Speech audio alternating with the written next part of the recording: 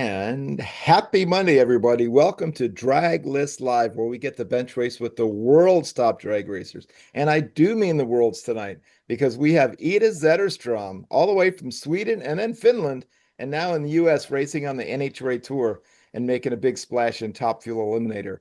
Can't wait to talk with Ida tonight. Before we bring her in, let's go to John real quick. John, how are you doing, sir? I'm doing great here, Bill, and howdy from Houston, everybody. Please join us on the live chat. I'll take notes and I'll pass your questions and comments along to Bill and Ida. Awesome. And folks, click the like, the little thumbs up down below. Click the like, click the share. Let your friends know we have Ida here live. And to prove it, let's bring her in. Ida Zetterstrom, welcome to the show. Thanks for having me. Comments along to Great to have you on, my friend. Oh my God. So 2023 FIA European Top Fuel Champion, bike championships before that, now racing on the Mission Foods NHRA Tour. And man, we're so glad to have you. Give us a little bit of a history of how you got started in Europe and kind of bring us up to today. I know that's a lot, but tell us the classes you ran and then obviously in Top Fuel and did well and then now here. But give us a little start. Yeah, for sure. Well, it all kind of started way before I even started racing a car. I've been at the racetrack since I was about 3 weeks old. I've been racing since I was 8. So eight was the lowest age you can start back when I was a kid. Right now, I think it can be 5 or 6. It's crazy. Wow. But yeah, I started when I was 8 years old in a junior dragster that my dad built me. And then from there, basically ran the junior dragster classes that you could advance to. For us over in Europe, I'm not 100% sure if it's the same over here, but we had a class called junior stock when you were a kid. Yeah. Starting at 8, and then at 12 you could advance to junior modified, which was methanol engines, a little bigger engines. We ran together. There were no separation of the class other than the actual ET you were allowed to run, basically. And then when I was 16, I moved up to a class called Super Comp. I never really actively raced in that class, but I had a chance to license with a team called Quarter Mile Racing. So Granholms from Sweden, they bought a car actually over here in America. My dad helped them ship it over from Nashville. And when they got it over there, all the kids licensed, 2 girls, or the 2 kids that did race. They did have more kids, but the girls that raced, they licensed in the car, and then they let me license too. And then they actually let me come back and run it a few times. So yeah, that was a great time when you were 16. Super comp feels incredibly fast at that time. Yeah. And everybody that's raced, super comp or any other sportsman class, they know that some people say it's easy to run a car like that. That might be true, but it's not easy to race a car like that. If you want to be good at racing a sportsman class, or particularly super comp, that's an incredibly kind of advanced class to be good at, and a very big class both over here and in Europe. So it's a great class to advance to. But in all honesty, I didn't have the funding needed to go race. My parents always obviously paid for me when I was a kid. It was hard when you're 8 years old to fund your own racing, but it was always known that when I moved up to larger classes, that was something that I had to be able to finance on my own, or with sponsors or so on. And I went to school for a couple of years. I'm an electrician. And I kind of was away from racing for some years, and then I came back racing bikes, actually. So I did 7 years in a bike class called Super Street Bike over in Europe. There's a similar class over here in America called Pro Street Bike. So 750 horsepower bikes, turbocharged. There's different forms you can run on nitrous. In Europe, we actually had some supercharged bikes, but the most common combination is a turbo bike. We ran on street tire, no wheelie bars, and I ran about 7 years in that class. They go way faster now, but back when I ran 688 at 215 miles per hour, and at the time that was the second quickest ever. That was flying. Now I think I'm number 10 or 11. I'm getting bumped out on that list, but it kept up for quite a while. It's an incredibly cool class, and it's a large class. When I was racing it we could have over 32 bikes entered for races around Europe, and it was a class that was growing really, really fast. So it was a really cool time to be part of that class. I remember when I started, we were basically trying to run sevens, and when I ended, we had bumped down a whole second from that. So it was incredibly cool to see. But yeah, Top Fuel has always been the big goal, the big dream. Ever since I was a kid racing juniors, Top Fuel was the end goal.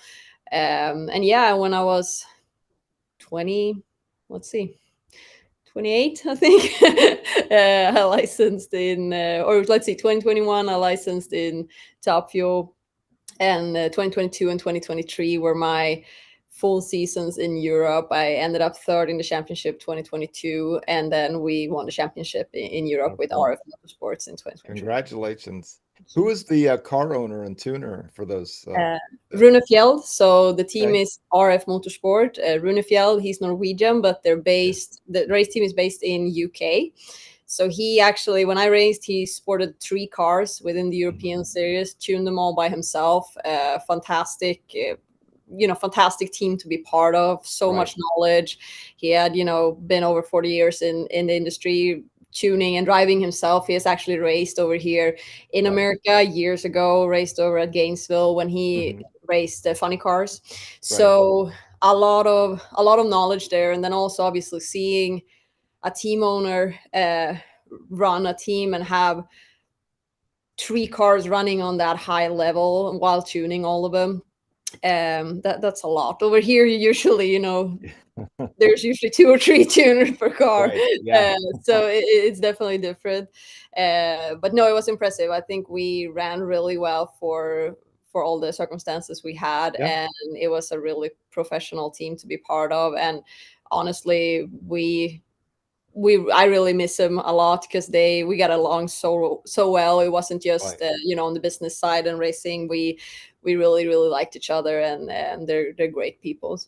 Yeah, Rune he's amazing. Of course, we do, the Draglist is literally 125,000 entry database of all the pros and semi-pros, right? So Rune is all over it. And other guys, like similar guy, like Knut Söderqvist and all those, we've had them. So it's legends, just legends. And what they do with so little testing, so many fewer races, right? That's what people don't really understand, how much less runs we have and how much that impacts. It's very hard to be able to pick up that performance while not having the test session that the teams have over here, and also not having as long of a season. I mean, it takes years for us to be able to come up with an amount of rounds that a full-time team does in a year over here. And then when you also figure in that a lot of the tracks in Europe, we have good tracks in Europe, but all tracks are not up to the standard of what the tracks are over here, because we only run them once a year. Some of them aren't permanent tracks. They're set up for, when we go there once a year. Track prep can be very different. We don't have the same team prepping all the time like they do over here in NHRA. And then also when it comes down to budget, this is not teams that have a budget to either, we can't pay anyone to come work for us. Everybody that comes work for us does it because they love the sport. They want to be part of it, and they take time off their work to come and travel with us and stay on the road. And to be able to get people with that passion and do it on the level that we're doing it, that to me is incredible. You would kind of think that if you're telling someone that, well, you'll get food and we'll have a great time, basically, it will be hard to get people that are on the level that the guys I had around me are. So that to me is phenomenal.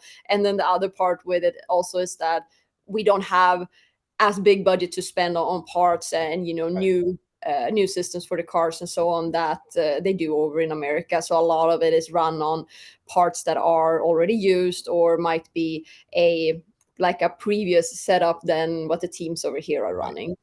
Well, and it's also I'm not sure what obviously there's a lot of tariff discussion going on right now, which is crazy, but but there is a premium, right? If you are importing stuff from the States, there's a premium to pay for, even for the parts you do get, right? Because there's shipping, and then there's And then the thing that most teams do is that, they come over in the winter and they shop from the teams over here. Some of the things you might shop new. Some of the things you shop is, used. It might be, used block that the teams over here don't want to repair. We can take it back and repair.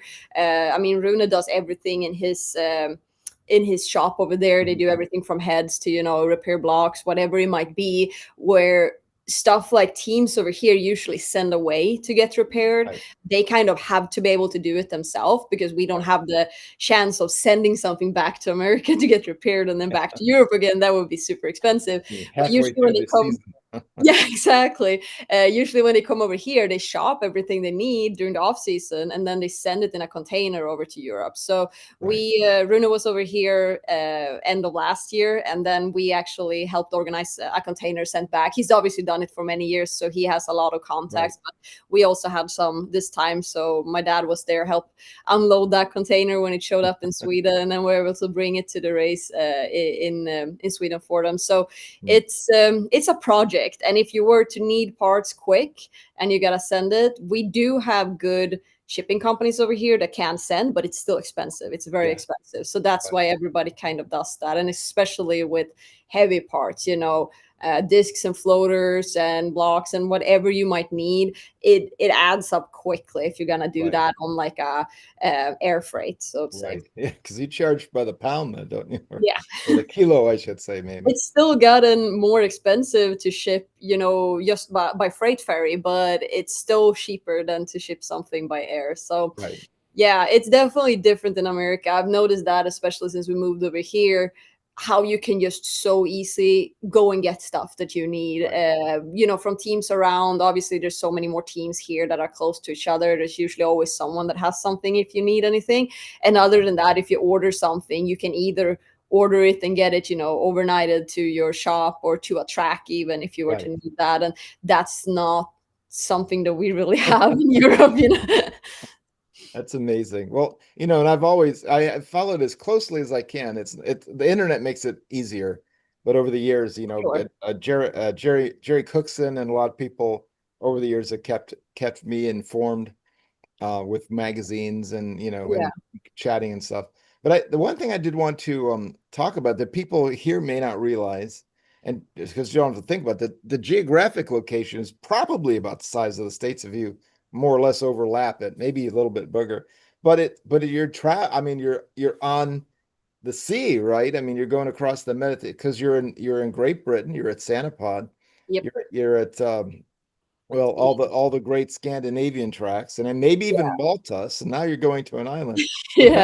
I mean, tell us what it's like Germany, to work. obviously, there's there's a lot of them, and just like you say, with the travel on the sea, that's something that ends up costing a lot. Travel cost for us ends up being quite expensive just because the ferries are expensive. So when you go with a trailer and a truck on a ferry, that's expensive. But then the second thing is also, fuel is a lot more expensive in Europe than it is over here. I see that's right. a lot of people here, they complain about fuel prices. They're about between 3 and 4 times more expensive over in Europe. So every time we come over here, I remember the first time we rented a rental car over here, and we were driving. It was a muscle car. We stopped to fill it up, and I gave him a 50. That doesn't even give you half a tank back at home in a muscle car. And I gave him a 50, and they said, "You sure you want to, I can't give you anything back." And I was like, "Well, it's fine. Yeah, I got like 25, 30 in the tank." And then I was shocked because it's just, we're not used to it. Right. Well, people, we don't realize how good we have it. I mean, we are some whiners who don't, you have to look around the rest of the world and see how we live. We There's are very pros and cons with everything. Yeah, for of sure. course. Yeah. Is that's cool. But yeah, I mean, and that actually, I would imagine, adds to the distance between the dates for the FIA series, right?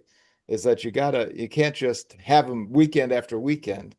You kind of have to allow some travel time.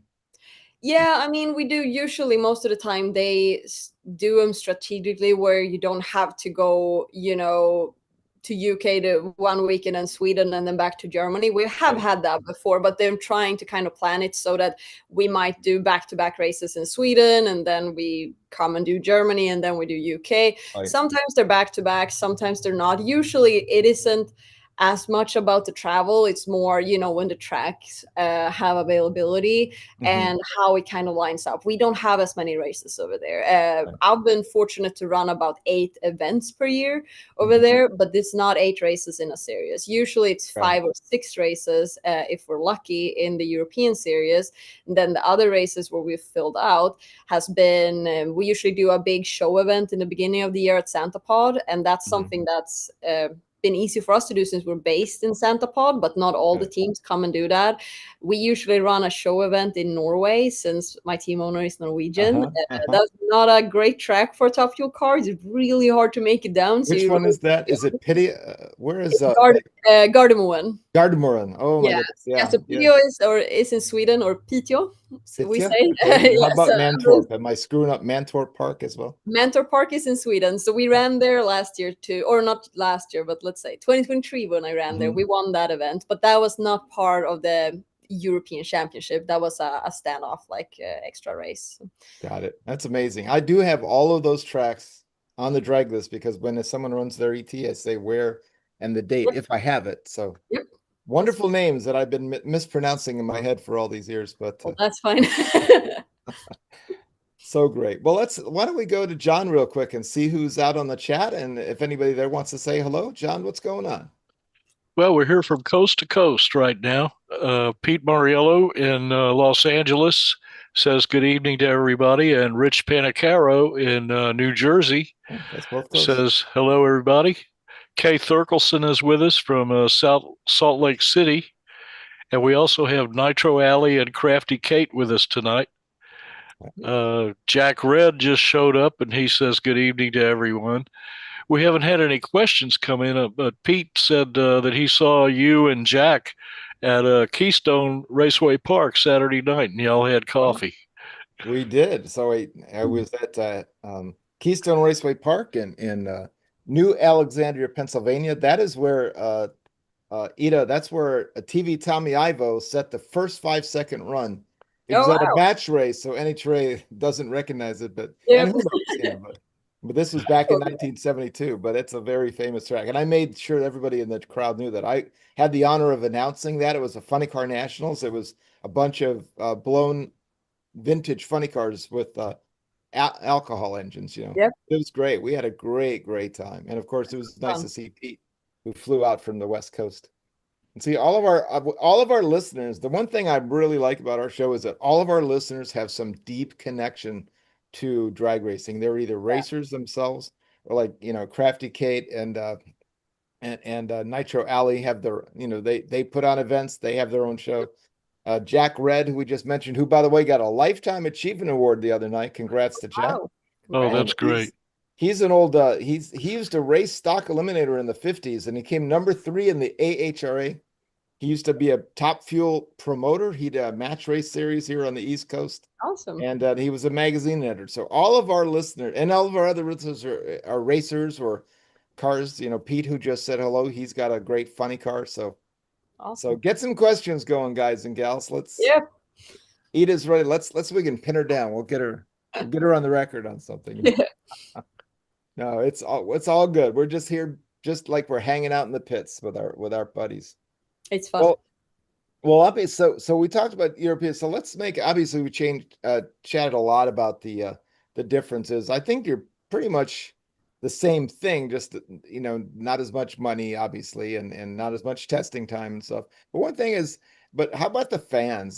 Have you been able to, what's kind of the vibe between the fans in Europe, the fans in? I know that they're rabid and they love it over there, but tell us if you notice any similarities or differences. Yeah, I mean, with overall like the racing there and racing over here, there are some distinct differences, but I want to say the fans are definitely what feels similar, because we usually had between 30,000 and 80,000 fans in a weekend. People think that European racing is small, but since we don't have as many races per year, people really travel through the countries to go to the races that are there. If there's not a race in your country, you travel to watch it. And even if you have a race in your country, you might still travel to watch a race in another country. Right. When we go to Germany, for example, it's like one big party. I remember when I came over here, and I was going to Brainerd for the first time, people told me, "Oh, you won't know what hit you. Like it's the zoo. There's gonna be all these crazy fans there."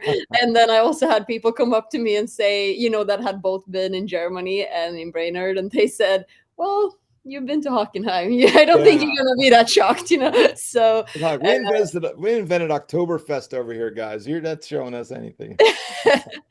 yeah, it's the fans are definitely great, and I feel like the fan base I got. Obviously, we have a lot of fans in Sweden since I'm part Swedish, and that is kind of like our home track when we went to race at Tierp, and Right. I raced at Mantorp and like all the racetracks in Sweden growing up. So that was obviously a lot of fans there, but the fan base we got over in UK was also phenomenal. I still get messages basically every week from fans over in UK, either asking if I'm going to come over to a race or saying that they're seeing us on the live stream or that they're planning to come over on a trip and see us over here. So I feel like the fans definitely have the same vibe over in Europe and over here, where it's, you love the sport, and it's the same thing over there where it's an open pit. You can get up close to everything. You can talk to the drivers. You can see the guys working exactly the same as it is in NHRA. And I think that's the sweet thing with drag racing, that even if you go from America over to a European track or from Europe to a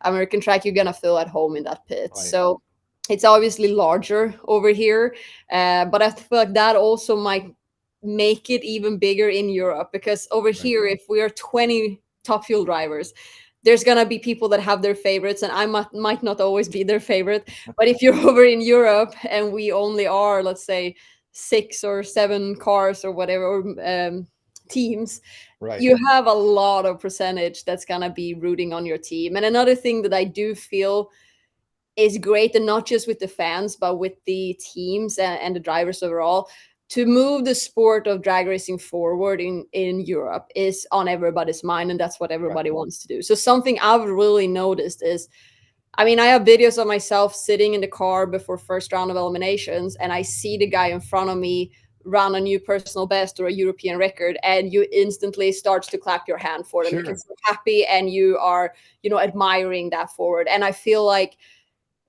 those small milestones might not get as much attention over in America because they kind of happen all the time. Right. But I remember, like, when I ran the first 370 over in Europe, it was like we had won a world championship. Like the emotions and everybody, and not just for me and us as a team, but basically all the teams in Europe saw how big that was because we had tried for so many years, and then the fans went absolutely nuts. So it's those kind of things kind of get even bigger in Europe with that fan base. That's great. So it's not even country pride. It's like continent pride, right? Yeah. It's the pride of all of Europe. And I know that, I have friends in Australia as well, which I was lucky enough to visit. And it's got to be very similar, I would imagine, but just wonderful, smaller. And everyone I would talk to there, which I was at Willowbay, I was at their Winter Nationals, which was their big event at the end of the season. Yeah. And thanks to Victor Bray, by the way, and John Winterburn for bringing me down years ago.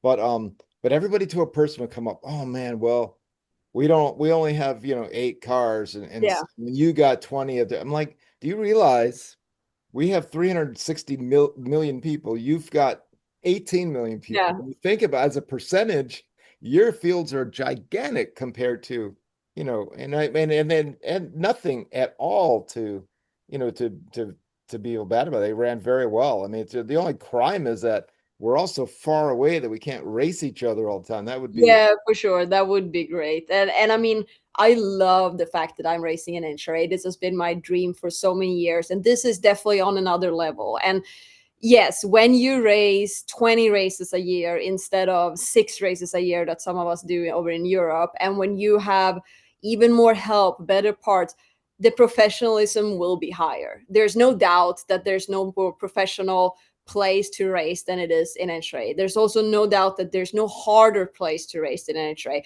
I know over in Europe, I wanted to win like that. I was just, the championship has to be ours. Like we did everything we could on everybody really, put that work in, and not just when we're at the track, but when we're away, when they're in the shop, when I'm in the gym, everything we could to pick up that little extra. over here everybody does that. So just the fact that I work so hard for it doesn't make me special over here. Everybody worked that hard for it. It's just there's nothing that compares to it around the world, but that doesn't mean that the level that they're at in Europe is low. It's really high with what you got. It's Yeah. just that this is another league for sure, but it's very, very impressive the level it's at over in Europe, and I'm sure Australia as well. I haven't been to Australia, but I've been able to watch it a bit, Oh, and I feel like it's the same vibe. they would go crazy for you. I guarantee it. It's a wonderful place. Everybody's laid back and just down to earth. Yeah, everybody I've met have been great. So. Yeah, their size. Yeah. Well, anyway, we could go on and on about that. But here's the thing I'll share with you so you mentioned track prep, right? That the tracks aren't prepped the same way. Yes. And now you're talking about professionals. Absolutely correct, right? Amazing stuff. But we haven't done that our entire history ourselves. If you go back in the 70s, 80s, 90s, and I tried I'm a numbers guy, right? So I tracked the ETs and speed very closely. And you'll be surprised, perhaps, is the difference track to track on the NHRA tour. Back in the days when you run 640s in Funny, but then you run 660s at the next place, and it wasn't all weather. Obviously, weather had an effect. Meaning the track prep was significantly different, and the fact that even this is like the last 10 years now, where it's so close, with the exception of say Denver, right? I mean, but Brainerd was not regarded as a super fast track. Now it's crazy how fast it's a great track. And so it's amazing. They've just gotten better and better. And then in terms of the professionalism, there's the days that you may have read about. I was there, but where a couple guys could put together a Top Fuel team, 3 or 4 guys put their money together, and not everybody was super. Really, it came in the late 80s, early 90s, really, before that level of professionalism started. And it was, a lot of people that were using used parts, and a lot of people, let's make this work a little longer. And I mean, there's still teams over here that does that. There's still teams that come out on a, part-time basis that also have, volunteer-based personnel, so to say. They pull, their things together. Like my crew chief, John Schaefer, I know he works with a lot of teams in, helping them find good used parts and, a level to race at that's still high, but being cheaper. And to be able to do that is obviously to help the sport forward, because we want those guys to run with the best, so that we can all have a tight field, we can all advance, it can be really tight racing. That's what we want to do for the sport and for the fans. But then the other thing is also that when you can get help and get a good safe tune-up, it might not take you to number 1, but it will be a good safe tune-up that will go A to B with parts that won't shouldn't break. That also means that the show will go on. It's not, hey, when this car comes out, it's probably gonna leak or it might blow up, or because that's usually what happens if you don't really know what you're doing. You might not have that knowledge, or you're using parts or haven't assembled correct. Like that is the thing where I feel like a lot of these guys that have been in the sport for a while and that are good at what they're doing on this level, they can help these more low budget teams out to kind of find those safe tune-ups and a way to find a baseline and then go from there and try to get faster and faster. And a lot of them, they are running really fast and running with the big teams out here, and I feel like that's great. It's perfect. I see. I'm amazed continually. Again, I track the numbers over the decades now, that the fact that Top Fuel teams are closer than pro stock teams used to be, or the fields rather. The field between the number 1 and, maybe it's a little drop off in the 13, 14, 15, but oh my gosh, the top 10. And not even that. I mean, a lot of these times now when I've been racing, now this year we've been qualifying a little higher and been trying to be, between around number 10 qualifier, around there. But like last year, we qualified 12th and 13 quite often. And we were running, within thousands of the others. So it's that really says a lot about the class. And guys that I've been race or that have been out here racing for many, many years, they say that it's never ever been tighter. I mean, I have it's true. guys that have won multi championships out here, and they say that it's never been harder to win one out here. Right. And I think that it says a lot, and it's definitely a testament to the sport. And I hear a lot of people that say, well, back in the days, they were 32 top fuels. Yeah, it was, but there was also a distinct difference between the top half and the kind of fill out cars. That's true. We don't really have fill out cars right now. You know, we came last year to Indy. I can't remember how many cars we had. If it was 21 cars, 16 car field, obviously. And Doug Kalila didn't make it. And, you know, he was the region champion and one of the best to ever do it. That says a lot about how tricky it is out here and how well the teams are doing. It is. It's amazing. Yeah. Well, you talked about your preparation, your driving style. So I've read you say your driving style is aggressive but calculated. And I've read that somewhere. Number one, was that a true quote? And number two, can you kind of walk us through like your mental prep and then as you go through staging and dropping the hammer on that 12,000 horsepower? Yeah, I feel like that must have been something I probably said when I raced a bike, because that is exactly how you race one of those bikes. When you have, 750 horsepower and those things, they do want a wheelie.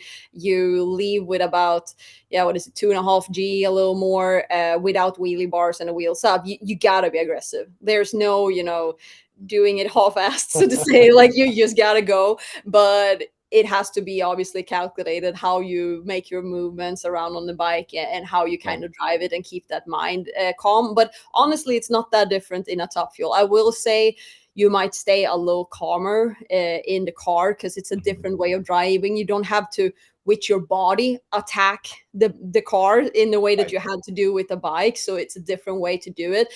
But it's the same there. You can't slam the throttle a little bit. Like there has to be an aggressive first, hit on that throttle. You got to slam it as hard as you can. You got to drive that car, but you also got to be very soft in your movements. And in that way, it's definitely calculated. But the thing with these things are that it can be calculated, but it has to come down to gut feeling, because no matter if it's the bike or if it's the car, when you're driving over 300 miles per hour and something happens, you can't start calculating what your next move is going to be. That just has to be gut instinct, and you do what you feel is right. And most of the time it is. And if it's not, if you make the wrong move, I mean, I've done that, you get too eager to pedal the car, and right away when you do it, you realize, oh, the tires haven't set, and you get back off it again. Then you got to analyze that when you come back and be, okay, why did I do that? Was I just too amped up? I was just stupid and really wanted to catch the other car, whatever it might be. You can't think about it. Like, you gotta kind of have that in your mind before you run, and then just trust your instinct that you're gonna do it. And that is also one thing that's very different over here than it is in Europe. When you run on a very limited budget in Europe, you really don't pedal if you don't really have to. So I haven't been allowed to pedal that often over in Europe. Probably done it, a couple of times, got it hooked up once, because honestly, when it smokes the tires, if you can see the other car by then, and you are on a budget, you don't even do it. If you can't see the other car, you go for it. If you can, it's a very slim chance that they won't make it down, and you don't want to risk, ruining the whole season for a team because of that. So that's a different, like, I don't have that experience over here, and I'm still learning. And those are the kind of things where, you can be calculated before you get in the car, but there's no time to calculate when you're there. You kind of just gotta slam that pedal aggressively, and then make your gut make up the rest. Awesome. I was so interesting that you mentioned pedaling and the authorization to do it if you need to. Is that I was going to ask you about this year. Do they? Is that something that you talk to the crew chief about, and like, let's do it, or is it later? We never talk about it. We just know right now that if it's race day, everything is game on. So every time I've pedaled, it has not been because someone has asked me to do it. It's just been, I do what I try to do to get down, and that's never been a problem. But obviously, we don't pedal in qualifying. The only reason you would pedal in qualifying is if it's, you know, a big field and for some reason the bump is ridiculously high and you Achievable, would yeah. be able to get in. But normally, you know, if you shake the tires and you can make a quick pedal job and you can get it to stick, you can actually run quite decent, especially if it happens early in the run. But if you smoke the tires and you gotta wait for those tires to set and then start pedaling, that's not gonna be a ET Yeah. that you put in the field, you know.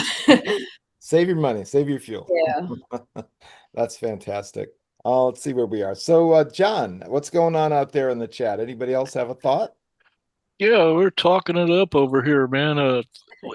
Nitro Alley had a couple of questions for you, and she asked, "What is the greatest obstacle you face when trying to obtain sponsorship?" Yeah. Honestly, connections is usually, it's the hardest for me over here. I'm not American. I have not grown up here. I don't have the network in America that a lot of the other contestants have. That is hard. I also, yes, I grew up at the racetrack, but I am not, you know, a second generation nitro racer. I haven't really had anyone to pave the way for me. I've had a family that love drag racing, and you know, I've got a lot of support from them in what I'm doing. But when it comes down to, you know, the financial aspect, I have really had to, you know, elbow my way forward to put in a lot of my own money and then find connections. And over in Europe, I had done that for so many years that I had been able to establish, you know, strong business to business connections. That's how I have made most of my sponsorship dollars, so to say, or euros in Europe. So that's been like strong business to business connections where it's been certain, where I can show that, hey, this is what you get back from partnering with me, and we'll work together as just that, partners. I seldom call my sponsors because it is a partnership and it goes both ways. And when you work together and have a strategy for it, it's a great return on investment. But it takes years to usually build up those connections, and a lot of the sponsorships, they start smaller, and then when you get in on working together, finding that strategy, seeing what works, or kind of finding, hey, how can I help you guys grow, that's when you can make that as large as it's needed, you know, for the racing over here. But that has been my biggest obstacle over here, that I don't have those connections that a lot of people around me have. You know, we see other race teams picking up a new sponsor and they have raced 20 or 30 years in NHRA. And obviously during 20 or 30 years in NHRA, they have built really strong connections with these brands out here that I am kind of establishing right now, you know. That's fantastic. Can I jump in on this one as well? If you hold Allie's other question for a moment, because I did the last time we had intended to have you on, we had we had a mix up on our side, and you had a big event in New York, a big promotional event, and Yeah. I've seen your social media, and it's fantastic, and you're obviously very, you're it seems like a sponsor's dream in terms of being able to present, and visually you're quite attractive. I mean, you've got the whole package, right? Plus the social media, plus like the event in New York. So tell us, I mean, it seems to me like it's really almost, it's not a no-brainer, of course. Anytime you're spending money, you have to have the value out of it, but it seems like you're could be perfectly positioned for this, and it seems like you're making the moves to improve that. Can you tell us a little bit about that background, and maybe a little bit of what happened in New York and Yeah. the social media? Yeah. And I mean, everything you're touching on is what everybody else is saying basically too. They say this should be kind of easy to find sponsors. We do have a great social media presence, and something that we have built up organically for many years. So that fan base is not just numbers, like they're really strong and they're really backing me. And that's something we've seen when sponsors have something they're promoting. They really, you know, listen to what I put out there. And that's also because I've been super picky throughout the years with who I reason myself with. I wanted to be brands that I align myself with, or organizations I align myself with, and things I really believe in. And I feel like that is something that's shown true. When it comes to presenting to sponsors, it's, you know, crucial that you get to talk to the right people and you get in front of them. Right.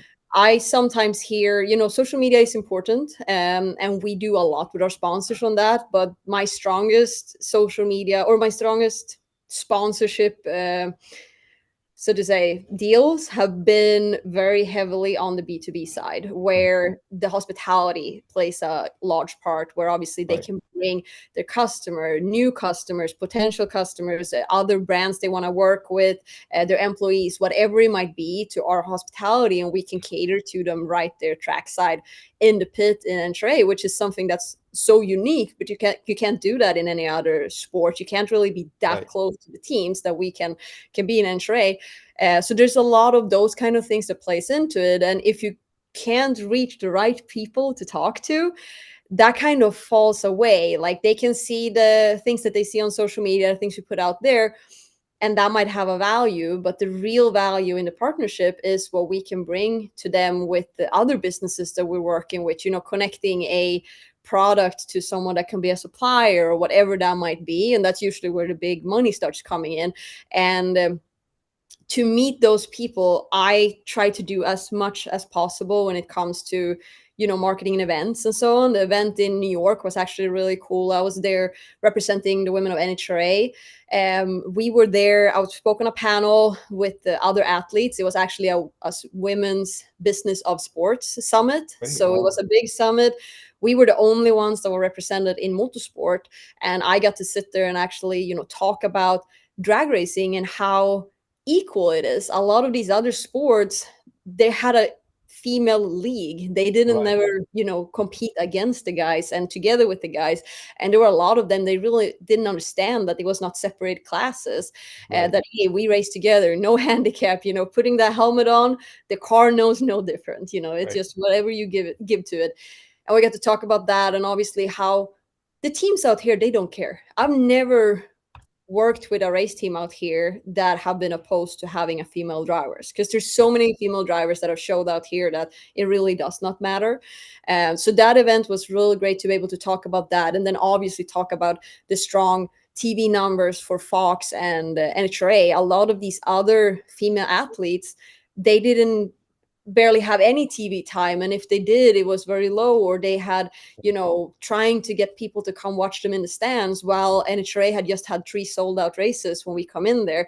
And there's a lot of big companies investing in female sports, but they haven't really found drag racing Right. because it doesn't scream female sport, because Right. obviously for us it's no difference. We don't really care, honestly. Right. So that was something we could kind of explain and showcase to. There was a lot of big brands there that are spending a lot of marketing dollars on female athletes, basically. Mhm. And we feel like motorsport should get a part of that. And that was something that we were kind of there talking about. And especially when it comes to drag racing, this is not a sport where females fill the field or come to compete, or Right. That's exactly right. they come to actually win. Like, we see champions, multi-time champions, record setters, on the daily here Right. in drag racing. And I feel like that's something that's really cool, and something that want to spread the word of. I haven't really been waving the "Hey, I'm a race girl" flag ever in my life. Right. It's always been kind of the other way, where I've kind of been annoyed that someone put weight on that, especially when I raced the bike. I was one of very, very few females. I was the first female to ever win in that class. I was the first female to ever win the championship in that class. There was a lot of milestones. And I couldn't really understand a fuss about the fact that I was a female doing it. But now when I see this, and I've gone to events like that, and I've realized that it's not just, someone online that doesn't realize that we race together. Like, this is big corporate brands with big Right. marketing dollars that doesn't understand that females have such a strong presence and are doing so well in this sport. And that is something that I will definitely stand for, and Yeah. be able to try and highlight. Well, you are amazing at it. Just if you probably get a little taste of that in New York, where the money's going to start rolling in. That's fantastic. We hope so. I want to do this for many, many years and pick up plenty of those championships. So that's going to take marketing dollars. I don't come from money, and working as an electrician did not make me rich. So I really need those marketing dollars. Sounds great. John, the rest of Ollie's question or Ollie's second question or anybody else? Yes, we have a lot of comments and a few questions for Ida. Rich Panacaro said that you're a great driver and he wishes you the best of luck in the future. Thank you so much. Dale Broderick and Rodney Potter showed up and they said good evening. Howdy. And I had a Oh, comment. racers, of course, you know. So I can think of one other team that's had a pro stock bike and a Top Fuel dragster, and that's Antron Brown. Yeah. And we actually have a similar background there. you know, to a certain extent, Angel Sampay, but she's in A Fuel right now. She'll probably get up in the Top Fuel. Mhm. But you reminded me of the Antron Brown team when I made your graphic and I saw your bike and I said, man, that is so cool. But Nitro Alley asked, she said, is a pretty good question here. It says, most people don't realize how physically demanding driving professionally can be. She asked if you can share a little bit about how important physical fitness is to you. Yeah, absolutely. That's a great question. And obviously what most people see is that we drive, 3.7 seconds down the drag strip and they think, how hard can it be?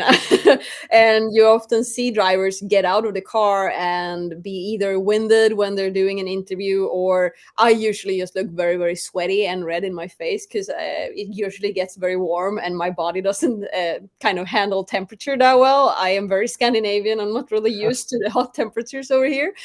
But the thing is that it's not just about those 3.7 seconds. Obviously, there's a lot of G-forces on your body during that period. We live with about 6 G-forces, and it ramps up until 6.5, some say 7. And then when you pull the chutes, it's about -6 Gs. So it's a good variation there.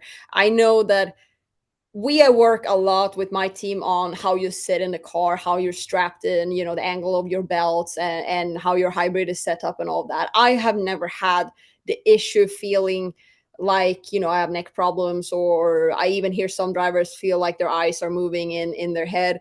It all comes with how long you've done it also, obviously, but it does take a toll on your body. And that's just on a normal run. And then when we start taking in severe tire shake or really bad spin can also feel very strange on your body. We don't have any suspension on these cars. So basically your tire is your suspension.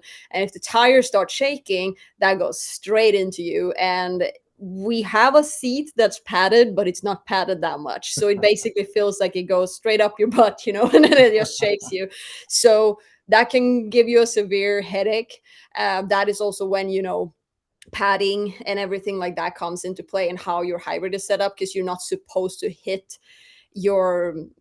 anything that can make your head hurt. So all of that is obviously setup of the car. That is very, very crucial, but it still kind of takes a toll on you. But for me, those 3.7 seconds is not really what it's about. For me, the hardest part is it's a combination of when you get strapped into the car and it's really hot out. It's above 90 degrees outside, often very humid. You have a 20-layer suit that doesn't breathe, and then you have your undergarments. You have a helmet that doesn't have any ventilation, and coming from racing a bike where you had a helmet that was open everywhere and there was ventilation coming in and you could crack open your suit, this is very different.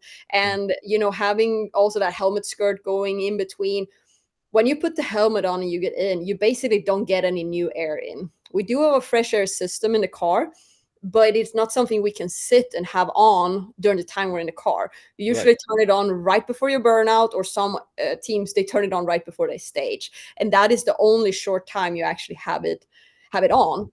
So it's not something that helps you breathe when you're sitting there. And it's hard when you sit there for that long. You're also strapped in. And when you're strapped in, you're kind of strapped in so tight you can't really use full lung capacity because you're so tight in the car. And that part makes it feel like you run a marathon when you get out, like you're already winded from that, not from the actual run. And then there can be different times depending on how the car is set up, how the clutch is set up for that track and for the weather. Sometimes the clutch pedal might be a little stiffer than normal. You need a little extra force for that. And then the other person might take extra long to stage, which means you're going to sit there with that clutch pedal in for an extra long time. That also makes it, if you're not, well trained and well prepared, all those things feel harder. The breathing feels harder. And then adding in that I have asthma on top of that doesn't help. So that's just another reason why I really want to, you know, work out as much as possible. But then the other side of it is everything that happens in the pit. A lot of people think that when you get out of the car and we come back to the pit, we go in and we sit in an AC lounge. That's very rare in drag racing. Most drivers, they get out there right away. They pack their own chutes. They mix their own nitro, fuel their car. Like I do all those things too. And then the little time you have left is the time that you either spend working on your reaction time in your reaction time setup, or sit with your crew chief, go through data. And then it's basically time to warm up and do it again. There's not a lot of down time if nothing happens.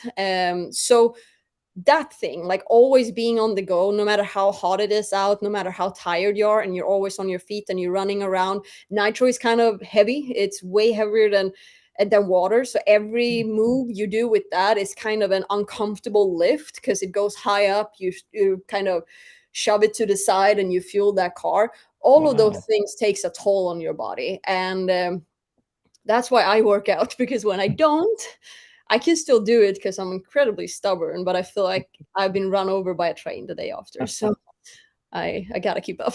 That was a fantastic question by Ali, and a fantastic answer. So many things I Very didn't long realize. answer. Sorry. You know, I didn't realize nitro was that much heavier than Yeah. water, or I assume gasoline. So when everybody else is just assuming, wow, that's fantastic.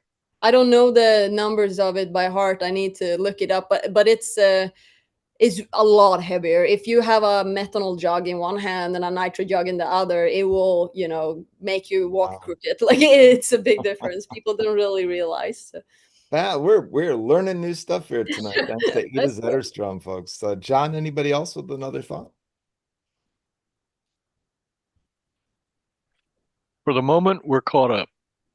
Perfect. Sounds great, man. Thank you. So wow. So, oh my God, it's been amazing, and we're actually almost at time. So I don't know if you can stick around for a little longer. Are you good? Oh yeah, John. Go ahead. Sorry, we just had a comment come in from Pete in Los Angeles. He says, it's a pleasure to listen to this interview with a genuine race driver who knows how to explain things with clarity. And I agree. Thank you, Pete. My answers usually get a little long. I usually feel bad about that, but I'm happy to hear that they're clear, at least. We're here to learn. We're here to have fun. We're here to learn, and that's true. That's fantastic. Well, let's see. What is you know, well, you really sort of reached the pinnacle here. You're doing an amazing job with your two-car team, and you're obviously championships and wins or something you'd like to do, but kind of over the next couple, 2, 3, 4, 5 years. I mean, what's the long-term plan? Is this I guess let me just end it there. Kind of tell us what you're thinking.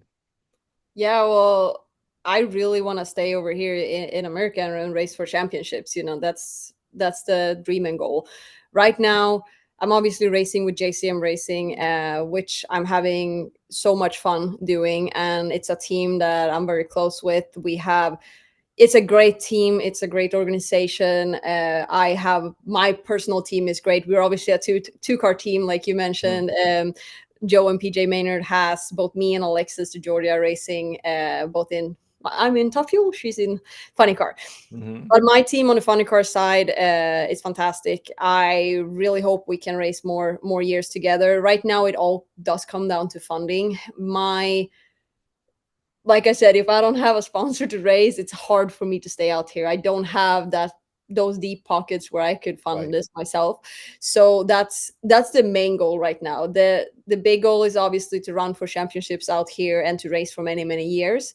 But the main goal is to find that money to be able to stay out here. We are not planning to run more half seasons. This was supposed to be a full season from the beginning, but we are missing some of the funding to run a full time. So we started off with a 10 race schedule this year, and we've been able to add 2 races so far.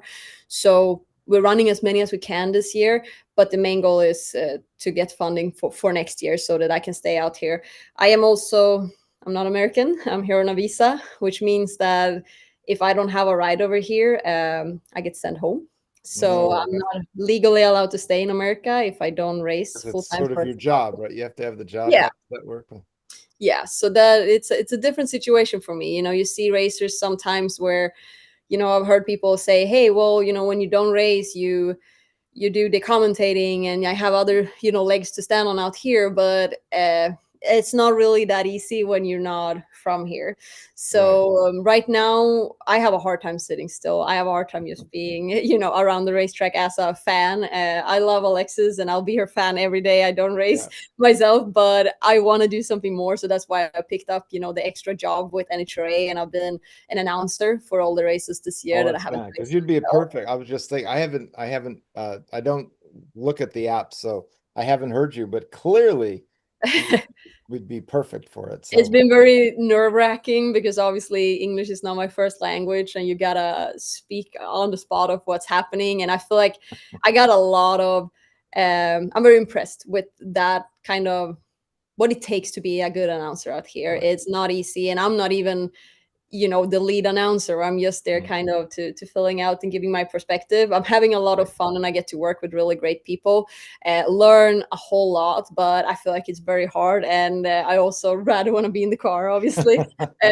But yeah, years to come, I really hope that I can be out here for many more years. I mean, my plan is to do many years in NHRA, and I want to pick up championships up here, and that is not something that you do in a year or two. That is something that takes a long time. Obviously I would want it to go quick, but also we're going to start with trying to win a race, and just keep at it with our program. That is also something, we talked about it before. It's hard when you're not full time, and you're hard when you not get as many runs as everybody else. And that's the situation we're in right now. We're racing with the best of the best in the world, but we only have half of the track time that everybody else has. And that it's is a really big task of my crew chief to be able to run with the best of the best out here, and for me as a driver to keep up with them every time we come out, when they have double the amount of seat time per year, and then most of them also have several seasons in their baggage. So that is what we're working on right now. But the only thing I can say is that I hope I have many more years. I am not planning to go do something else. I know a lot of people want me back on a bike. The thing I would do on a bike is, we do have my bike back in Europe, not the bike that I ran on one of the championships with, but we have a twin for her still sitting in my garage, and together with one of our muscle cars over there. We want to see if we can ship them over here eventually to America, and I want to put her together and go and run a little bit on the side of NHRA with that bike over here, and see if we can find her a new home here, and maybe get some new driver to come out and train up someone else, or be a little mentor on the bike side. I had so much fun doing that, but Top Fuel is where it's at for me. Amazing. Oh, but you're number one, you're fantastic. Let me tell you what, I've announced, and I started like someone just threw a mic in my face. I was like a stat guy, and someone hey, tell them, don't tell me. So you are amazing. And I am just telling, as an announcer, I'm not the world's best, but been doing it a long time. You're great. And here's another dirty little secret: most Americans don't speak proper English. That's what they tell me too. So the thing I have a hardest time with, and I think this actually goes back many years, when you're calling a race, or you're watching something happen, I have a hard time sometimes finding the right word. I hear it in my head in Swedish.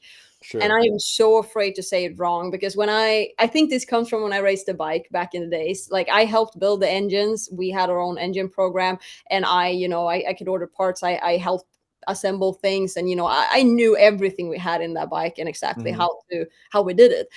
But since we only spoke Swedish back then, I had a hard time finding the words in English. So when I came over here in 18 to race, and I was the only girl in the bike class, I was terrified of sounding like the dumb blonde that didn't know what she spoke about, because I said, you don't want to call a piston a rod or whatever it is, because then all of a sudden you're branded for not knowing your shit, basically. So I think that is kind of stuck in my head, that I am so afraid of saying something wrong, because I don't want people to think that I don't know what I'm talking about. Because for most of the time, I do know what I'm talking about. Right. I might just really not know the word for it. Right. Well, you're clearly not a dumb blonde, as they used to say, but you're very perceptive in how people are, right? So that makes a lot of sense. It's it's the challenges of being an attractive blonde person, of the female persuasion.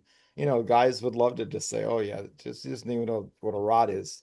So Yeah, I got a lot of that especially when I race the bike. I mean, it still happens now too. You get the comments every week where it's like, oh, it's nice to get her warm up the car, but don't let her put it in gear, stuff like that. Or maybe she should get back to the kitchen. Like, you get a lot of that.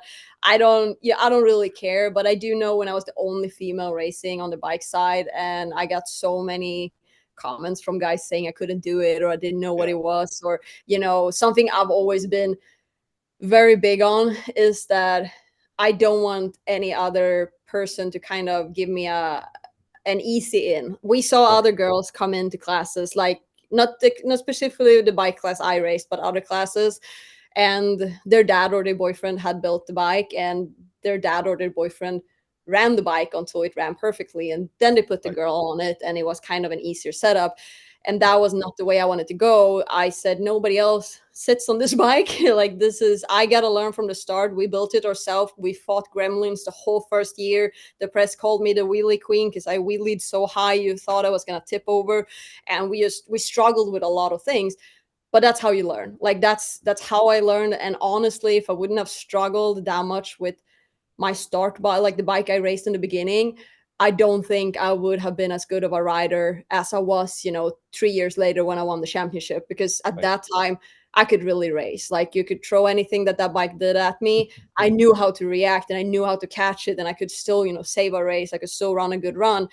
But if you were only getting, if you're jumping into something that's already done product and it's a perfect thing to sit on, it gets dangerous when things happen. If you start spinning at 200 miles per hour down track on a no wheelie bar bike and you don't know what to do, that's when it can get dangerous. So I've always rather want to take the hard way, because I think that's how you learn. I think that's how you gain confidence, but also you gain respect from the people you race with, because that, in my opinion, that's the right way to do it. But yeah, that's kind of why I've always been kind of big on those things. Like, I don't want someone to think I've just come in and had something handed to me, or someone else have just built something and given it to me. Like, I wanted to be part of it and understand it, and really be good at what I did. Like, when I won a championship, I want them to say that it's because I'm a good rider, not because I got lucky and had a good bike.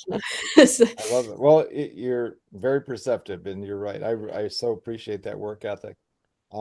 We're taking a lot of your time here. I'm gonna go to John real quick for the chat, because we promised you an hour, or we promised you 45 minutes. We've already. Oh, no worries at all. I don't want to take up your time too much. I'm good at we're good. Especially if it's drag racing. I can speak for hours. Oh, we're having a great time. And by the way, we're always here. So we'd love to check in with you again later on in the year and get your assessment of how you think the year went. But sounds great. So John, do you have anyone else, any final thoughts from the chat?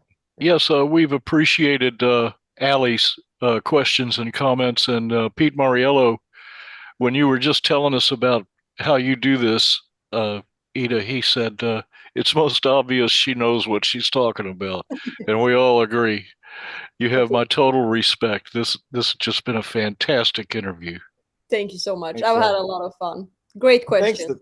Thanks to Pete too, because Pete's a funny car racer. He built it himself, the entire thing, and he and I were talking this weekend, but we've talked in the past. He knows folks sort of like the folks we're talking about, where it's all about the presentation. It's about the fact that they're a female, but not necessarily, have the the skin in the game and in the technical aspects and everything else. So I know that Pete is really a huge fan of folks who really, really know what they're doing. That makes me happy to hear. That's I do think hard work, it will pay off, and there's no shortcuts. I know when I was in the beginning of racing the bike or so on, and other classes as well, sometimes we have a saying in Swedish. This is not going to make sense, but there's a Swedish saying. Let's hear it. If you translate it to English, it says slide in on a shrimp sandwich. And that means you just slide in there and you haven't really done the work for it. You just kind of got lucky or paid your way in or whatever. And that's in Swedish, we say you slide in on a shrimp sandwich. And can you tell us in Swedish the words? Can you say it in Swedish? Glida in på en räkmacka. Thank you. So yeah, you see that a lot through your career sometimes, that it seems like someone else might have an easier time, but usually, like, if you don't pay attention to it, you just do your own thing, keep your head down and keep working, that's what lasts in the long run. Usually Right. those things that looks easy and simple and comes in, they usually get out as quick as they came in, Right. or it ends up not working out the way they might have thought in the beginning. Because when it comes to racing or business or whatever it is, I don't think there's an easy way. You got to work hard for it to be able to get the results you want, and that takes time. Awesome. Awesome. Awesome. John, you had a thought, sir? Yes, Pete, I forgot to mention this. When you were explaining something earlier, he said it's been a pleasure to listen to this interview with a genuine race driver who Thank you. knows how to explain things with clarity. Mm. And you certainly did that, 100%. Appreciate that. Thanks, John. Thanks, Pete. And thanks to everybody for your great comments, Allie, and everybody else. So let's talk 2 more questions for you, and we'll send you on your way. You so kind to visit, and it's having so much fun. So give you a moment. Do you have any shout outs to any sponsors or other folks who helped you? I know that, either on your bike in Europe, obviously we're talking about Rune, and but just tossing it out there. Who can we say Yeah. hello to tonight? Well, throughout the years, obviously, it's been a lot. Obviously, my family and my dad in particular, and back when I raced the bike, my boyfriend Kim built all my bike engines. And knock on wood, we never really grenaded an engine or anything like that. We had fantastic products, and that's a big part of why we ran so well. We had a fantastic tuner when I raced the bike, Arto Heinele, who was a huge Arto. part of our success. He was from Finland, so we spoke Is that the Swedish. pro stock driver?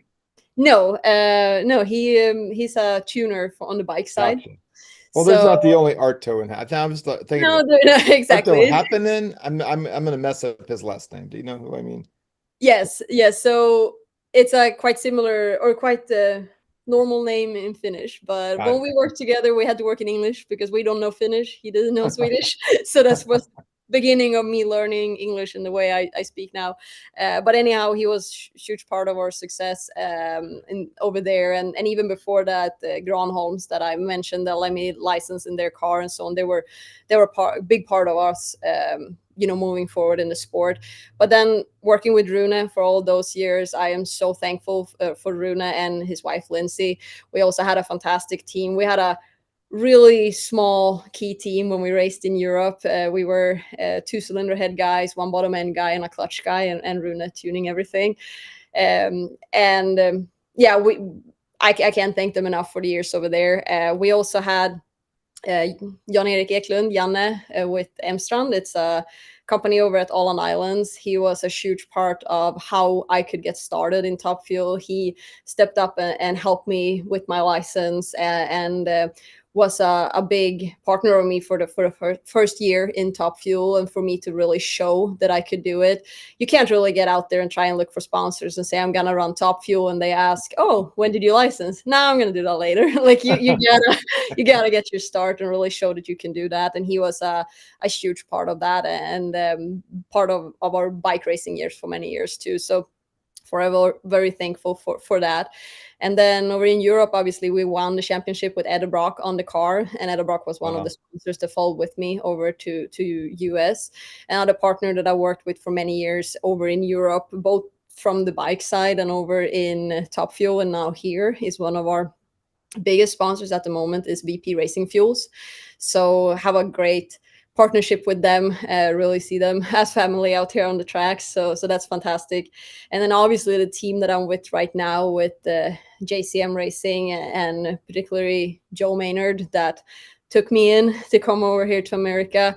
Kind of took a gamble on me. It wasn't like he had a car and needed a driver. It was, we met through a mutual contact, and they told him, this is a driver you should have on your team, and they told me, this is the team you should be with when you come over here. And we started working together and trying to find a way to make it happen. It wasn't like there was money on the table and we knew that we could do it. There was a lot of planning, and we both took a chance to to do this full time, and he made sure I could come over, and we started, trying to find the money to do this full time, and he assembled a team.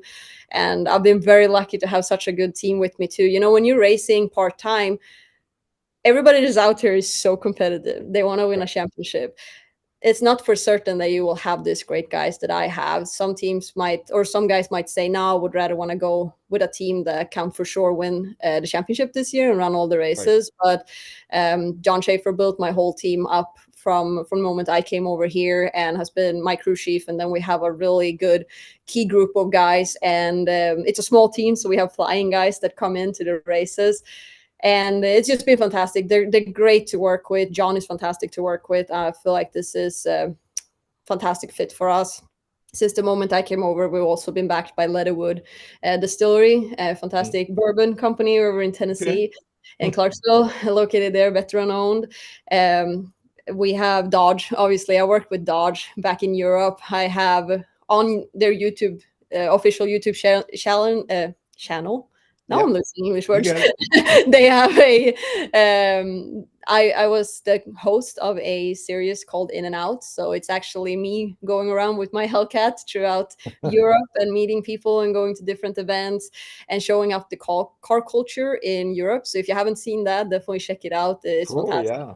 When I came over here, I got to continue working with Dodge, and obviously Dodge has a big presence over here. And I worked with Tony and Leah for many years.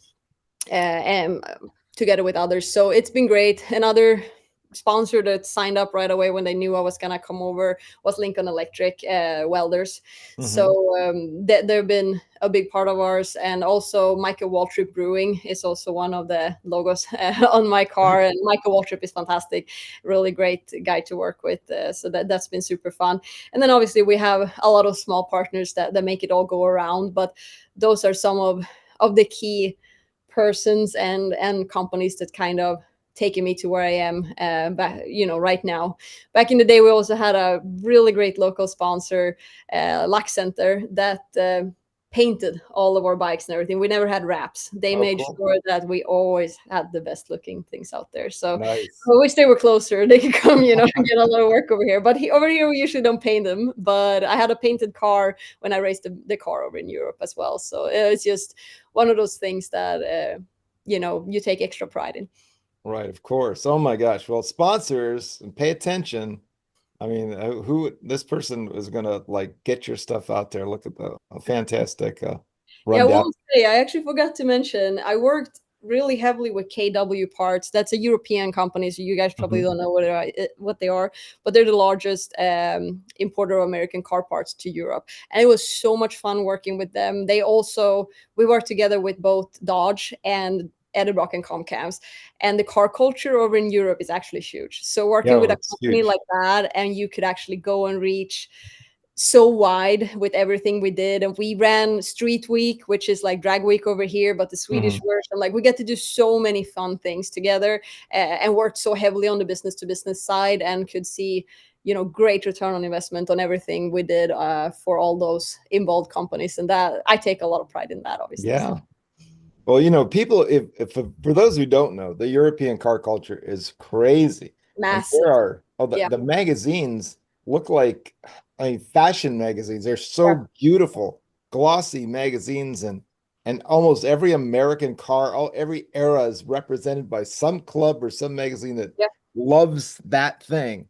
And it's fantastic. It's top notch. Highly recommended if you can find some.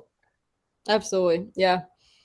Well, Ida, let me give you your final question here. So where can folks find you on the internet or elsewhere? How can we follow along? What are those social media sites and other places we can find you? And tell us about the TV show as well.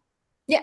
So you can find me on Instagram and Facebook. That's where I'm the most active. So it's Ida Zetterstrom. So if you search for my name on Facebook, make sure you see that blue check mark though, because there's a lot of scammers out there. Yeah. We don't want that. All the women get it's scammed. A big problem. 5 Britney sites, a bunch of Jasmine, Selena sites. Yeah. I don't understand it.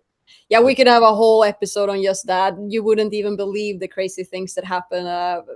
But yeah, there's a lot of scammers out there, so just be aware of that. I only have those official accounts, and I won't contact you any other way, or I won't even contact you over there.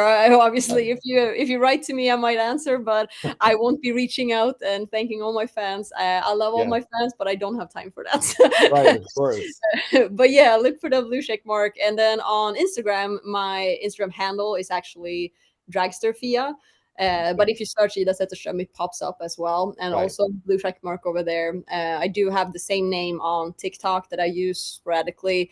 YouTube in Ida Zetterstrom. You will find, I haven't been super well at updating that, but you have all the videos from my European racing. So if you want to catch up and see, you know, us winning the championships and that, we did vlogs, actually, like 20-minute vlogs from each race over in Europe. So it's really fun to watch, actually, if you want to go back and watch that. And the same with that TV series on Dodge. So that's on Dodge official YouTube page, like In and Out. It's also linked on my YouTube series. They are not super long, but between like 7 and 12 minutes long, but they're great. Be able to kind of see the car culture over in Europe, and we go up like really high north in Sweden and drive on the ice, and I go to Germany and visit a place that has a lot of original movie cars. We had the original Dukes of Hazzard car, Really? And also the original Eleanor is there, very iconic, you know. So there's a lot of cars over there. Eleanor is not in that though, because it's a Dodge show, but he is there.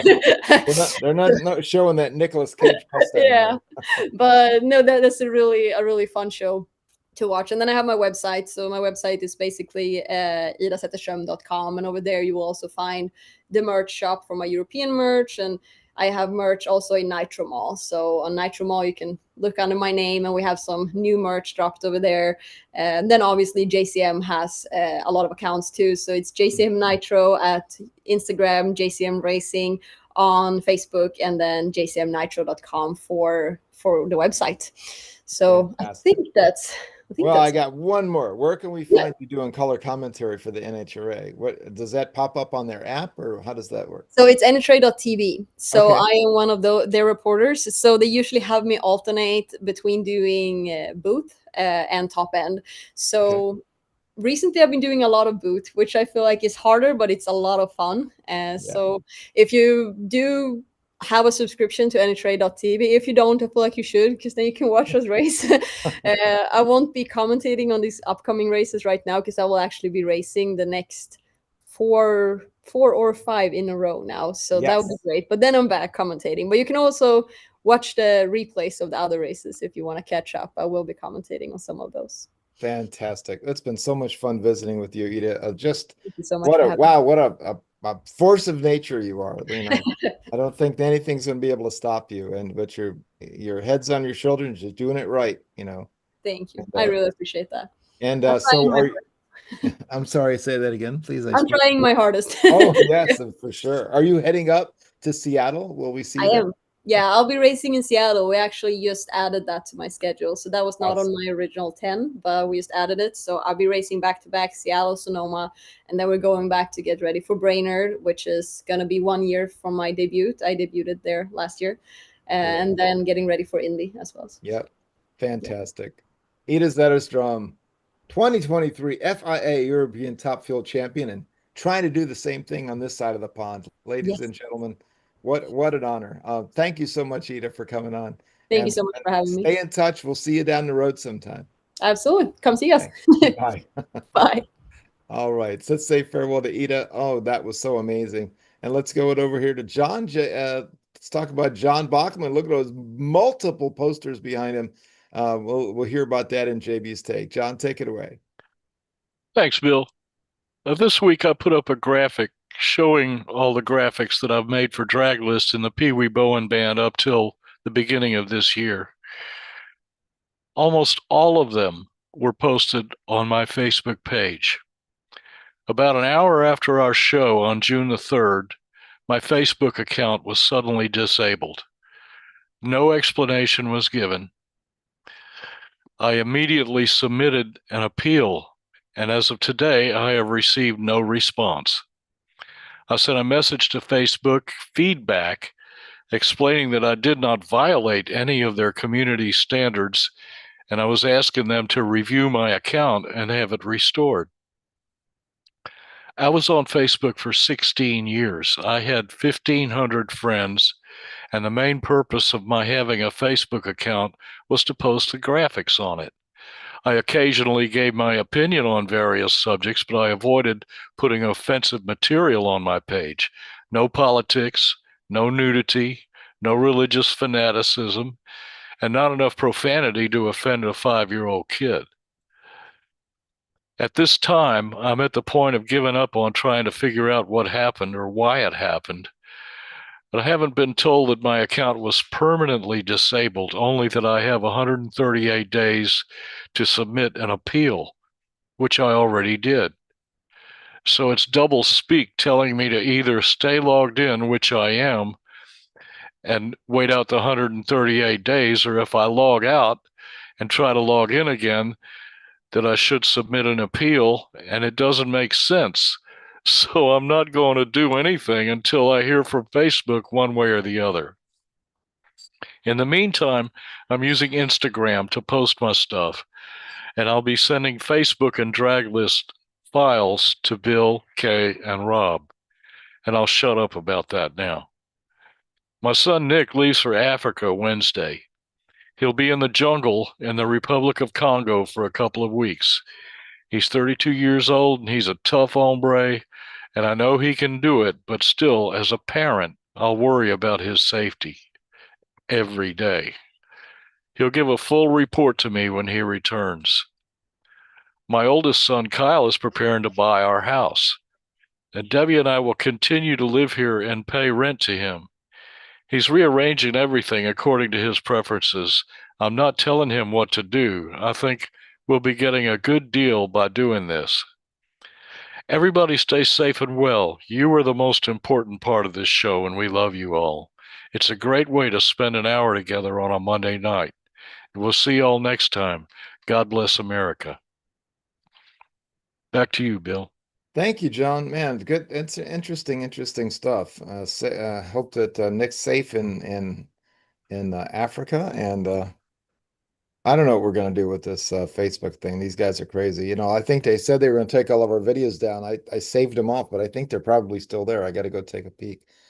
Yeah, I'm doing a lot of troubleshooting for billion-dollar companies lately, and that's one more thing. Interesting. With your son buying the house, I think we're sort of setting that up with our son Jason here as well. Just met with some estate planners, and that's sort of the plan we're going for. Maybe if I'm lucky enough to make it to where you are in your age right now, won't give anything away. Got a few more years to catch up. You're But welcome here anytime, BP. thank No you. problem. And it was Kyle's idea. So I said, whatever you decide is fine with me, Kyle. That's great. And the same thing with Nick. Whatever Nick decides to do, it's his life, and he can do whatever he wants. And I'm behind both of those guys 100%. Amazing. Great stuff. Great family. Let's talk about this past weekend. We have our little special notice part. We had a great time at the 18th annual Good Vibrations Funny Car Nationals at Keystone Raceway Park this last weekend. I was honored to be asked to announce it again. I had so much fun doing it. This is my family, man. All these great funny car racers. I've known many of them for decades, and they're all awesome. I want to congratulate JJ Mahali for winning his first event.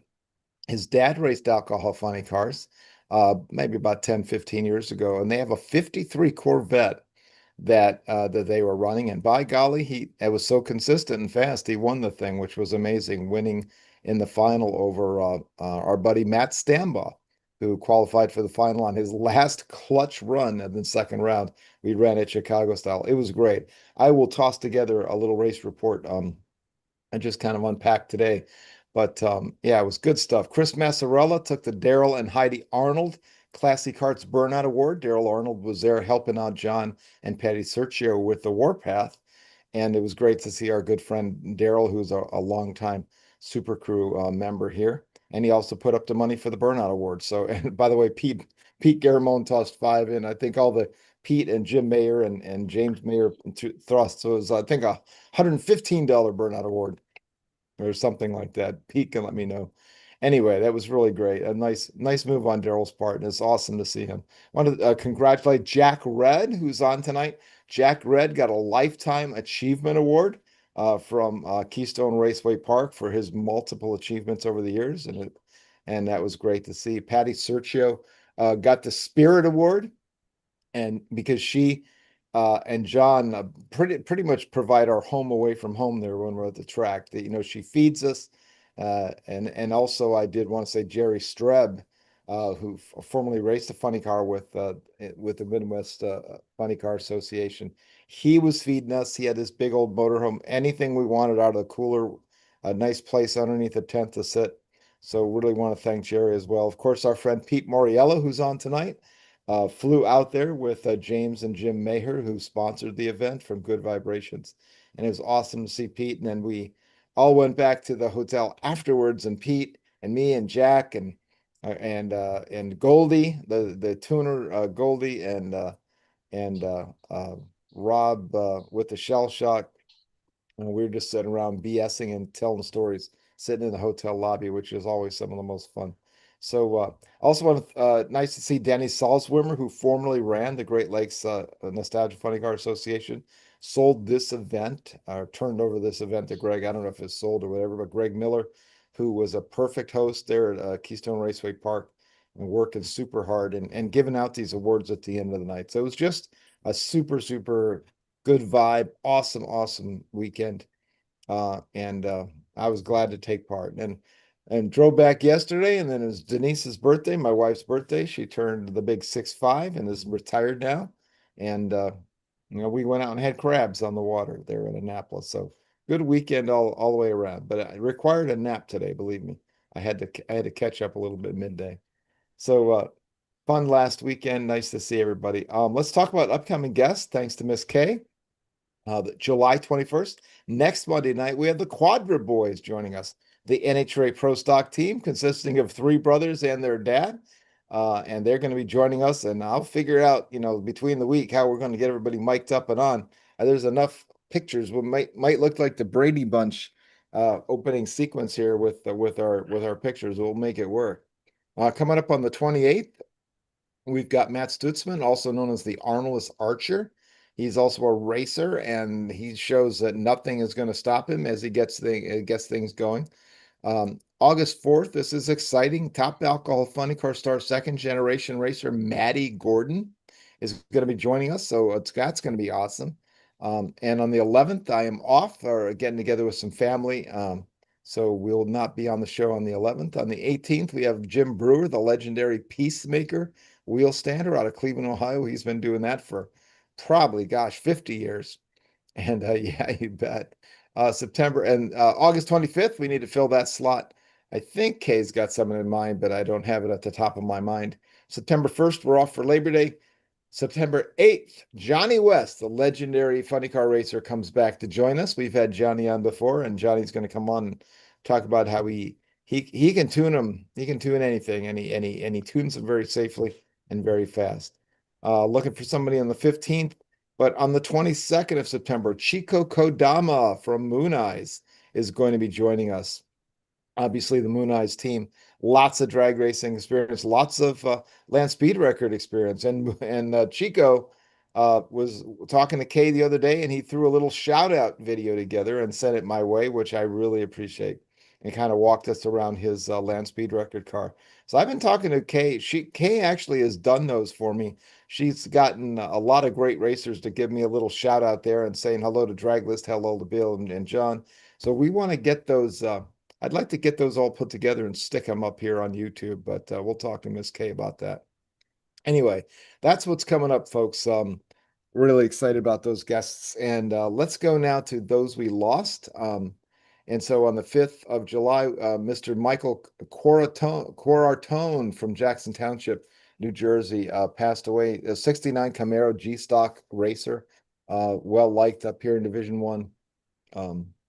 And I'll say, and let me also go. I'll go also to go. I'm going to skip a date here because I want to go back to the the other folk, the other person, and mention a little bit more about them. But also on the 12th of July, we lost Mark Kirby, another stock eliminator racer. He had the Grape Ape Plymouth Duster F-Stock automotive car, or F-Stock eliminator car. So farewell to Mark and farewell to Michael. Two great stock eliminator racers, and there is a really nice site up on Facebook called RIP Racers We've Lost, and I really appreciate those folks for putting these terrific sportsman folks up so we can mention them.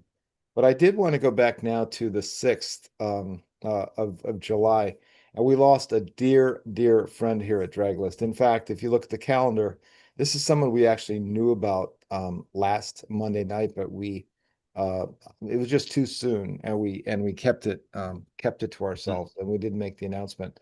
But unfortunately, Judy McTarnahan Bear, Fred Bear's wife, our dear friend Judy, who travels with us all over the nostalgia scene on the East Coast and all the way across the country, passed away in a really unfortunate trailer accident. What happened was we were at Hagerstown 2 weeks ago. Myself and Jack and Rick and Terry Osborne and Doug Wood and a ton of our other friends. We were having that terrific rocking chair nationals there with Gary Gore and the gang, and we had a wonderful weekend, very hot, and we got through it though, and then we all went to dinner, and then it had a big rainstorm, and so we visited with our friends Fred and Judy in their motorhome at the end of the day when it was still raining, and then we all went out to dinner together and had a fantastic time, as we always do. Unfortunately, and then we all split and went our separate ways, right? Well, Jack and I came down here to the DC area, and everyone else went where they went.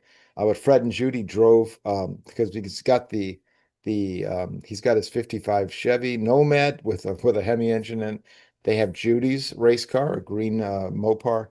They've got they're big part of the S&S automotive team.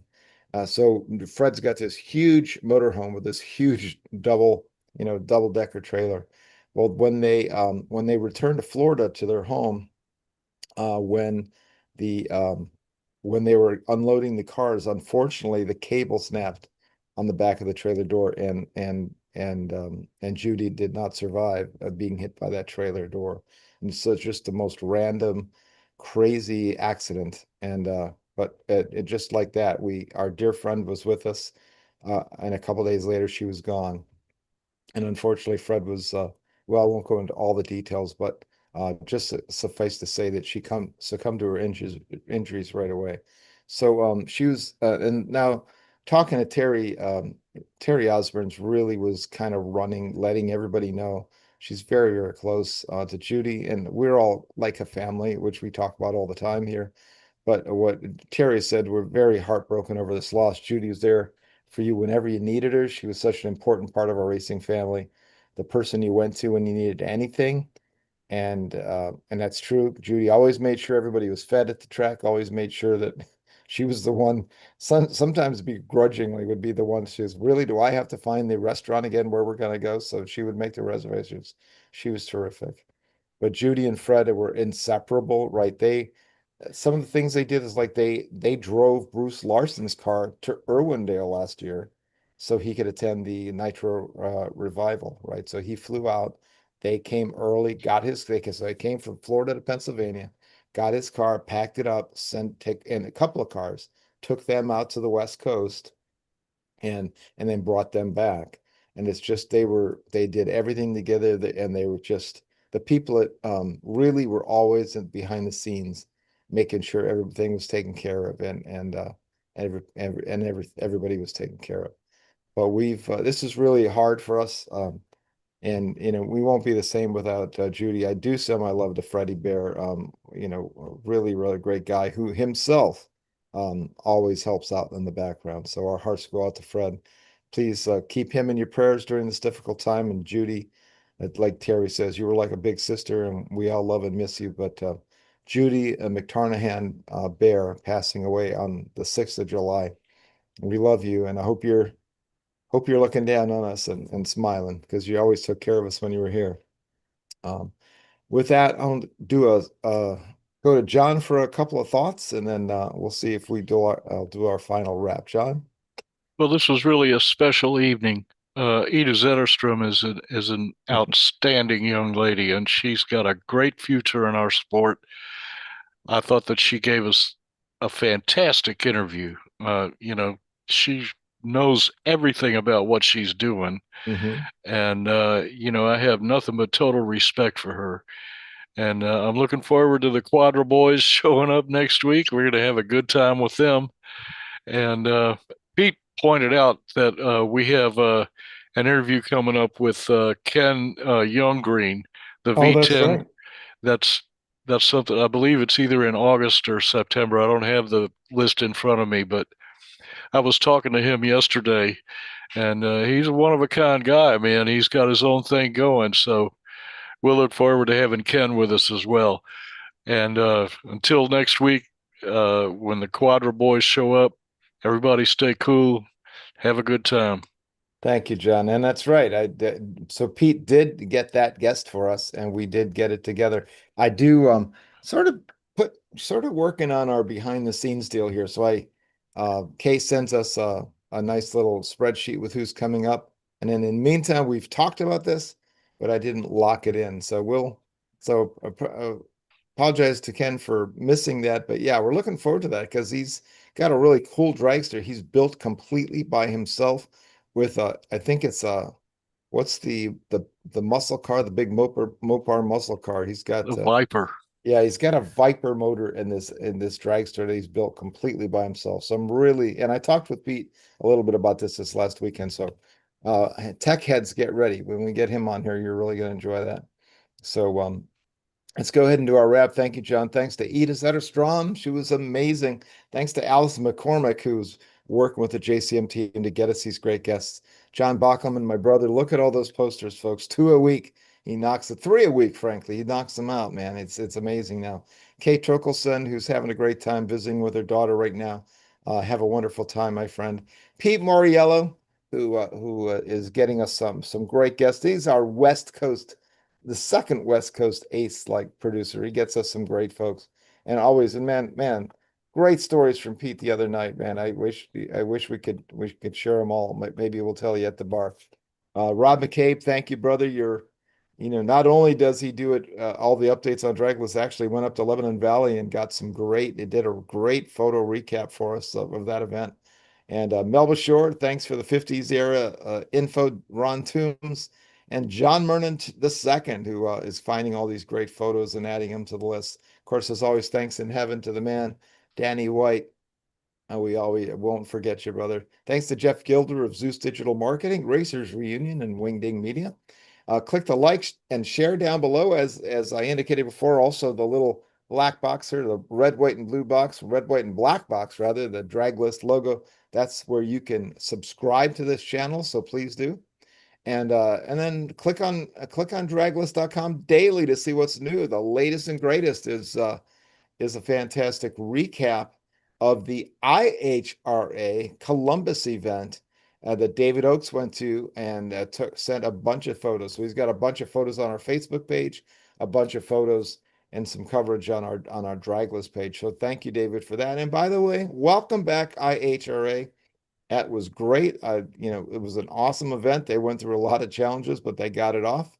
And congrats to the winners there. It's like when we were talking to Edel tonight about the European teams, it's kind of like about that size, and it can only go up from here. I think it was great to see the support they got, and it's great to see an opportunity for kind of the smaller teams to go and do some racing. So I think the sport is better when it's full of a bunch of opportunities for folks to race. And welcome back, guys. So maybe we'll get that owner or somebody on the line here one of these days to talk about that. So anyway, let me say farewell. We'll see you on the July 26th for the Quadra boys. It's going to be great. July 21st, sorry, 2-1.